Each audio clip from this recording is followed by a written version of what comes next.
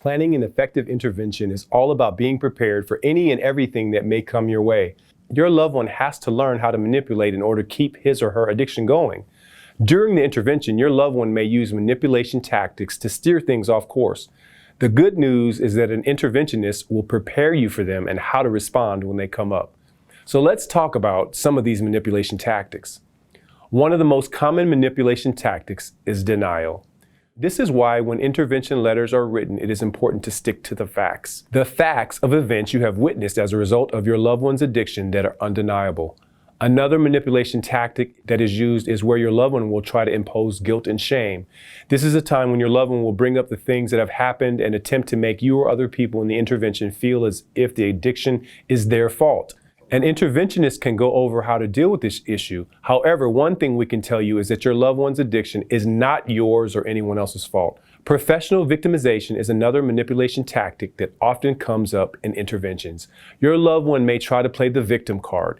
They will talk about how much they're hurting and how difficult this problem of addiction is on them. Interventionists encourage those who are participating in the intervention to acknowledge what your loved one is saying, but not to feed into this type of manipulation tactic. Another manipulation tactic is called the sympathy ploy. Sympathy ploys are a way to get you and others to back off your loved one for fear of causing emotional pain and feel sorry for them. Your loved one might expect you to lean in and console them with a hug, a shoulder to cry on, or perhaps a pat on the back. An interventionist will guide the intervention team to continue on with the intervention and not feed into this tactic as well. Your loved one may also begin to try to justify his or her drug use. Justifications such as saying that he or she uses drugs to cope with trauma or other issues.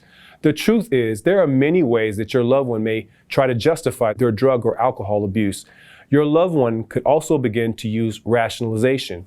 Rationalization is all about making excuses for their drug and alcohol use, when in reality, there is no good excuse to destroy your life with drugs or alcohol. An interventionist will not allow any excuses to fly and will help family and friends to stick to the point. Another manipulation tactic is offering hope. Offering hope is a big manipulation tactic used because it is telling you what you want to hear and what you so desperately hope for. Your loved one might tell you that he or she understands that there's a problem and have already cut down, or offer to go to outpatient treatment or to be randomly drug tested by a family. An individual who is struggling with drug or alcohol addiction will sometimes say anything to get out of going to treatment. All of these manipulation tactics are common, and our interventionists will be here to effectively help you and the rest of the intervention team handle each one. The interventionist will help you stick to the truth, and the truth is that your loved one has a problem with drugs or alcohol that needs to be addressed. If their drug or alcohol use has become a problem and has resulted in problem after problem in their life, there is no escaping the fact that they need treatment.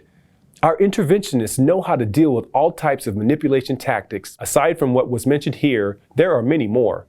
If you have further questions about interventions, feel free to call us and consult with us today. We are standing by to take your call and help your family and addicted loved one get the help needed.